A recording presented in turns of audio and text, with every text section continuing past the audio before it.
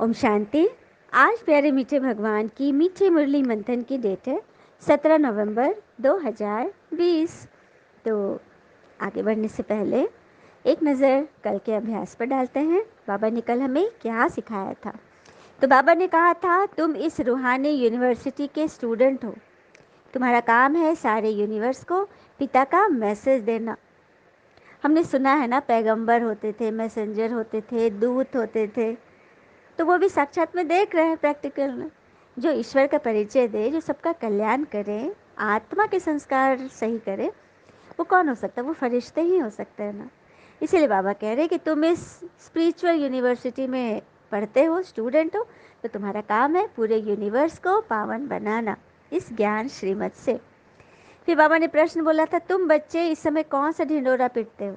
तो बस वही कि परमात्मा तो आ चुके हैं, वही देवी देवता सनातन धर्म की स्थापना हो रही है। आओ आओ जल्दी आओ, अपना भाग्य जगाओ। वरदान भी बहुत सुंदर दिया था बाबा ने।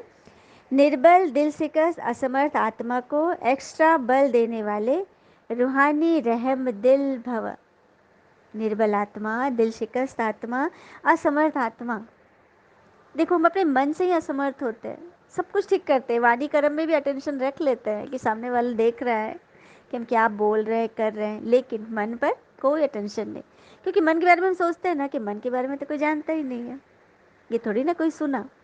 लेकिन सबसे पहले मन की बात कौन सुनती है? हमारी शरीर की प्रकृति। हमारी प्रकृति सुन ली, और प्रकृति पति भगवान। तो मन पर हमें बहुत अटेंशन देना है। चलिए, आज बाबा ने क्या बोला। बाबा ने कहे, मीठे बच्चे, पिता आए हैं वॉइसलेस दुनिया बनाने, तुम्हारे कैरेक्टर सुधारने। तुम भाई भाई हो, तो तुम्हारी दृष्टि बहुत शुद्ध होनी चाहिए। वॉइसलेस दुनिया अर्थात निर्विकारी दुनिया। हाँ, तो हम अपने कैरेक्टर सुधारेंगे इस ज्ञान श्रीमत से, तभी तो हम एक दूसरे को भाई समझेंगे। आत्मा भाई भाई, तो हमारी दृष्टि वृत्ति कितनी शुद्ध होनी चाहिए, और हर एक का कल्याण करना है। क्योंकि हम जिस स्टेज से गुजर चुके हैं, अब वो अभी इस स्टेज पर है, तो ये हमें बहुत अच्छी रीति इसकी परख होती है कि ये कितने दर्द से गुजरा है। तो हमें सबका कल्याण करना है। कैसे? एक बार की बात है, एक बहुत बड़ा बिल्डर, काफ़ी पैसे वाला, वो एक बार अपने एक नए कंस्ट्रक्शन वाली साइट पर पहुंचा, और वो अपना मुआयना कर ही रहा था कि ऐसे काम चला, बहुत बड़ा प्रोजेक्ट पर काम चल रहा था, बिल्डिंग बन रही थी। तो वो चारों तरफ ऐसे घूम रहा था, देख रहा था। उसने अपना सिगरेट जलाने की कोशिश ही की, तो अचानक देखा कि एक 10 साल का बच्चा भी उन मज़दूरों के साथ ईंटें ढोने में, सीमेंट उठाने में काम कर रहा है, मतलब मजदूरी में लगा हुआ है। इसको बड़ा आश्चर्य हुआ, इसके पढ़ने खेलने के दिन है, अभी ये काम क्या कर रहा है। वो अब उसके पास गया, वो बच्चे के पास, और पूछा कि सो तुम क्यों काम कर रहे हो, तुम्हारे पिताजी कहाँ हैं? तो पिताजी इन्हीं मजदूरों में, वो भी कर रहे हैं काम। तो बोला कि नहीं सर, मेरे पिताजी तो घर पे हैं, वो बीमार हैं, इसलिए मैं ये कर रहा हूँ। तो बोला, ओ बीमार है इसलिए तुम पैसे कमाने के लिए कर रहे हो? हाँ, ये तो गलत बात है। तुम्हारी तो उम्र है अभी पढ़ने लिखने की। तो बोला, नहीं साहब, पिताजी की कोई गलती नहीं है, उन्होंने तो मुझे स्कूल बैग देकर मुझे तो स्कूल भेजा था, और वहाँ मुझे दिन में भोजन भी मिल जाता था, खिचड़ी मिल जाती है। लेकिन मैं स्कूल चला जाऊँगा तो पिताजी तो बीमार है, उनकी पगार, मतलब उनकी मजदूरी कैसे मिलेगी उसे। इसीलिए मैं चुपके से ये काम कर रहा हूँ, ताकि महीने के बाद मैं उनको उनकी मजदूरी का पैसा दे सकूँ। ये सुनकर वो अमीर आदमी का मन एकदम ठनका, और सोचा कि देखो, ये बच्चा जब इसको सब सहूलियत थी, पढ़ने का भी मौका था, भोजन भी मिला था, लेकिन फिर भी इसने परिवार के लिए सोचा।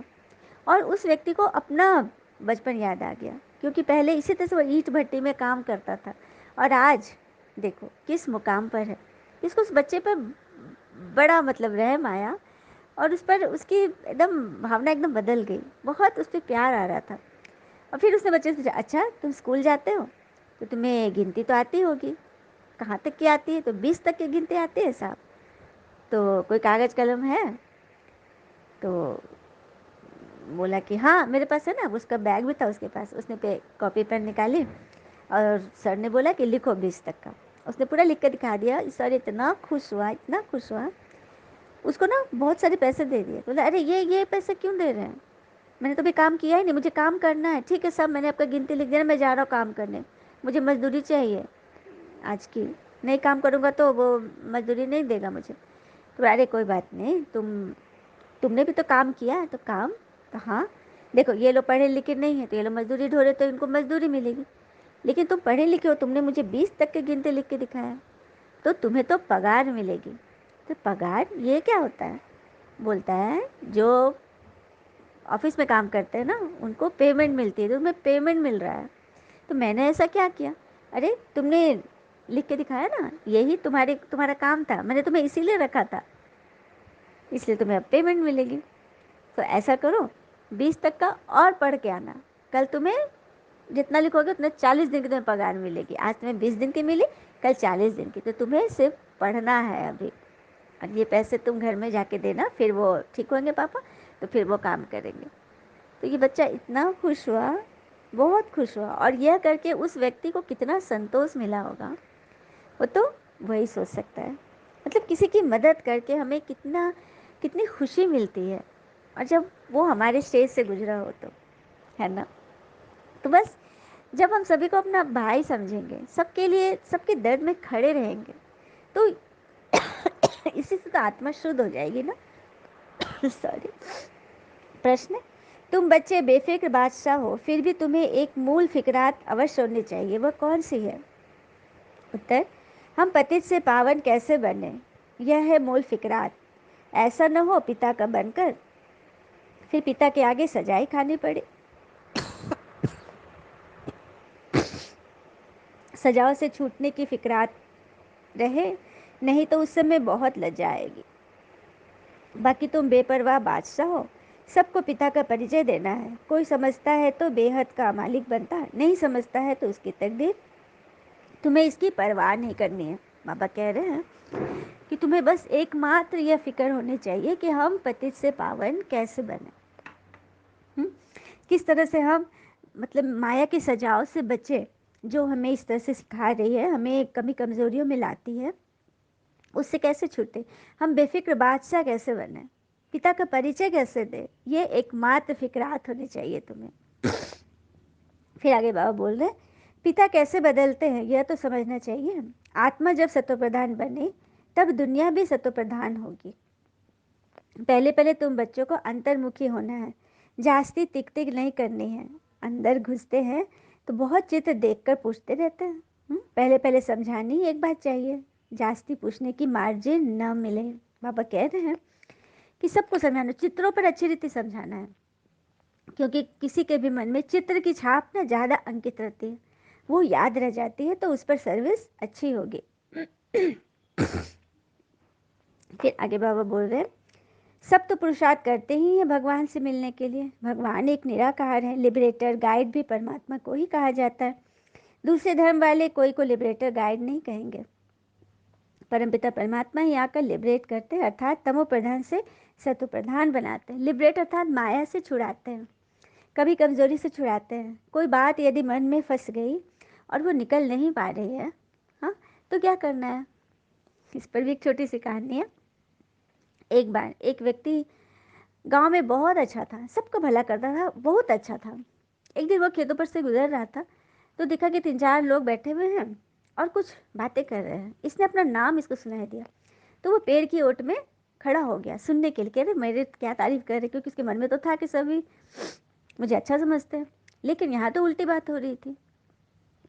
लोग इसकी बुराई कर रहे थे, इसके बारे में बोल रहे थे, बड़ा इसको नखड़ा हो गया है, एटीट्यूड हो गया है, बहुत घमंड, मतलब अच्छा नहीं है, ये नहीं करता वो नहीं करता। तो इसका दिमाग वहीं से मतलब लटक गया मन, और एकदम उदास हो गया। घर आया, पत्नी ने पूछा क्या बात है, तो बताया कि ऐसे ऐसे मुझे तो लगता था कि सब मुझे बहुत मानते हैं, लेकिन यहाँ तो मेरी शिकायत हो रही है। पत्नी बोले, अरे कोई बात नहीं, कितने लोग थे? तो 2-4, तो थे 2-4 ही लोग थे, तो उनसे तुम इतना क्यों घबरा रहे हो? और लोग तो तुम्हें अच्छा नहीं, वो सबसे सब लोग ऐसा कर रहे होंगे, अब मैं समझ गया, मेरी अच्छाई कुछ नहीं दिखी किसी को, मैं बहुत दुर्भाग्यशाली हूँ। मतलब एकदम अपने आप को एकदम हीन भावना से ग्रस्त कर लिया। पत्नी थी बहुत समझदार, उसने बोला कि एक, मैं जानती हूँ एक साधु महात्मा है, आपके प्रश्न का उत्तर वो देंगे, आप प्लीज़ उनके पास जाइएगा। तो बोला ठीक है। दूसरे दिन वो गया साधु के पास, और साधु जी ने जब सुना तो बोला ठीक है, आज रात तुम मेरे आश्रम में ही रुकना, मैं तुम्हें कल सुबह बताऊंगा। तो बोला ठीक है। अब वो आश्रम में रुक गया। तो रात में झोपड़ी के किनारे एक तालाब था, तालाब के किनारे झोपड़ी थी।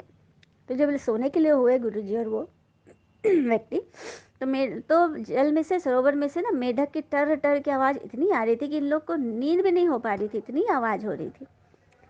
तो दोनों ने उठकर जाके देखा तो देखा कि हजारों हजार की संख्या में, मतलब मेढकों की आवाज़ आ रही है, टर टर टर। दिखाई नहीं दे रहा पानी के अंदर, लेकिन इतनी ज़्यादा लग रहा है जैसे पूरे तालाब में मेढक है। रात भर ये लोग सो नहीं पाएंगे।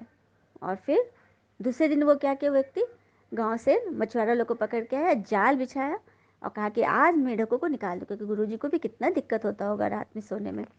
तो फिर वो जाल में जब पकड़ा तो उसमें मुश्किल से 20-25 ही मेढक निकले। तो बड़ा आश्चर्य हुआ कि अरे, रात में तो इतने सारे आवाज़ आ रहे थे, लगता हजारों हजार की संख्या में, लेकिन 20-25 ही मेढक। साधु जी से पूछा, साधु जी ऐसा क्यों है महात्मा जी? तो बोला कि अरे कोई बात नहीं है, ये लोग इतने ही है, 20-25 ही हैं। तो नहीं, आवाज़ तो इतनी आ रही थी। तो साधु जी बोला कि देखो, तुम्हारे प्रश्न का उत्तर यही है, तुमने 2-4 लोगों की बात सुनी और तुमको लगा कि गाँव के सभी लोग ऐसा कर रहे हैं। तो यहाँ पे वही बात है, ये 2-4 ही मेढक है, 20-25 ही, लेकिन तुम्हें लगा कि हजारों हैं। तो देखा, जब सच्चाई पता चली तो बस इतने से निकले। तो वही सोचना है, थोड़ी सी चीज़ से तुम्हारा पूरा अस्तित्व थोड़ी ना मैला हो जाएगा। तुम अपने मन से चलो, खुशी में रहो, मत ध्यान दो। तो यही करना है, अब बाबा भी हमें यही सिखाते हैं। अच्छा, मीठे मीठे बच्चों प्रति भगवान की नमस्ते। हम बच्चों की भी प्यारे शिव पिता को नमस्ते। और बाबा दिल से सभी आत्माओं की तरफ से आपको very very very good morning. धारणा के लिए मुख्य सार है, पहली पॉइंट, बहुत प्रेम से बैठकर बाबा को याद करना है। याद में प्रेम के आंसू आ जाए तो वो आंसू विजय माला का दाना बन जाएंगे। अपना समय भविष्य प्रालब्ध बनाने में सफल करना है। बहुत प्रेम स्नेह से भगवान को याद करना है। दूसरी पर, अंतर्मुखी हो, सबको भगवान का परिचय देना है। ज़्यादा टिक टिक नहीं करनी है, एक ही फुरना रहे कि ऐसा कोई कर्तव्य न हो जिसकी सजा खानी पड़े। वरदान है, शुभ भावना से सेवा करने वाले पिता समान अब कार्यों पर भी उपकारी बनो। शुभ भावना से सेवा करने वाले पिता समान अब कार्यों पर भी उपकारी बनो। कैसे? जैसे पिता आप कार्यों पर उपकार करते हैं, ऐसे आपके सामने भी कैसी भी आत्मा हो, लेकिन अपने रहम की वृत्ति से, शुभ भावना से उसे परिवर्तन कर दो। यही है सच्ची सेवा। जैसे साइंस वाले रेत में भी खेती पैदा करते हैं ना, उसी तरह से कल भी बाबा ने वरदान क्या दिया था, निर्बल, दिल शिकस्त, असमर्थ आत्माओं को भी एक्स्ट्रा बल देने वाले मास्टर रहम दिल बनो। होपलेस केस में भी होप जगाओ। तो बस शुभ भावना से हर काम बनते हैं। तो उसके लिए हमें स्लोगन है, ज्ञान का सिमरन करने से ही सदा हर्षित रहेंगे, क्योंकि यह ज्ञान ही वो दवा है। देखो, हंसी खुशी की कोई टॉनिक होती ही नहीं है। दुनिया का कोई डॉक्टर हंसी खुशी आनंद की टॉनिक दे सकता है क्या? वो शरीर का दे सकता है। लेकिन मन का इलाज तो सिवाय परमात्मा के कोई नहीं दे सकते। और उनका इलाज है यह ज्ञान। ज्ञान को दवा समझो, झाड़न समझो, जो हमारे मन पर पड़े धूल को झाड़ते हैं। हाँ, बाबा तो कहते हैं, मैं कभी तुम्हारा धोबी बनता हूँ, सुनार हूँ, लोहार हूँ, कुम्हार हूँ, जो भी तुम समझो, मैं सब कुछ तुम्हारा हूँ, जो तुम्हारी आत्मा को चमका रहा हूँ। अच्छा, ओम शांति। शुक्र है मीठे बाबा, वो बाबा के प्यारे प्यारे बच्चे। थैंक यू बाबा। All is well always. ओम शांति।